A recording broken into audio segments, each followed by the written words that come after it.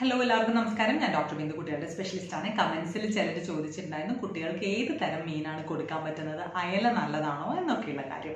Fresh മീനാണെങ്കിൽ എല്ലാ തരം മീനും നല്ലത് തന്നെയാണ്. കുറേ ദിവസം വെച്ച് പ്രിസർവേറ്റീവ്സ് ഒക്കെ വെക്കുമ്പോഴാണ് അതിൻ്റെ ഈ ദോഷങ്ങൾ കൂടുന്നത്. അപ്പോൾ നമുക്ക് ഒത്തിരി പഴകിയ മീനുകൾ കൊടുക്കാതിരിക്കുക. ഫ്രഷ് മീനാണെങ്കിൽ എല്ലാം നല്ലതാണ്.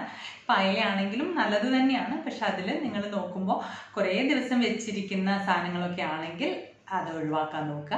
ജനറലി നമുക്ക് മീനുകളിലുള്ള ഘടകങ്ങൾ കാൽസ്യമാണ് ഏറ്റവും കൂടുതലായിട്ട് നന്നായിട്ട്, അത് കുട്ടികളുടെ വളർച്ചയ്ക്ക് നല്ല ആവശ്യമുള്ളതാണ്. പിന്നെയുള്ളതാണ് DHA, അത് ബ്രെയിനിൻ്റെ വളർച്ചയ്ക്ക് കുട്ടികൾക്ക് ആവശ്യമുള്ളതാണ്.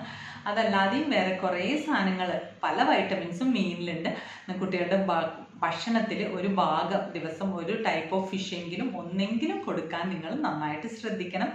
ഏറ്റവും എനിക്ക് സജസ്റ്റ് ചെയ്യാൻ പറ്റുക ചെറിയ തരം മീനുകൾ, ഇപ്പം നമ്മൾ നത്തോലി, മത്തി, അതൊക്കെയാണ് കുറച്ചുകൂടി നന്നായിട്ട് കാൽസ്യം നൽകുന്നതും DHA നൽകുന്നതും.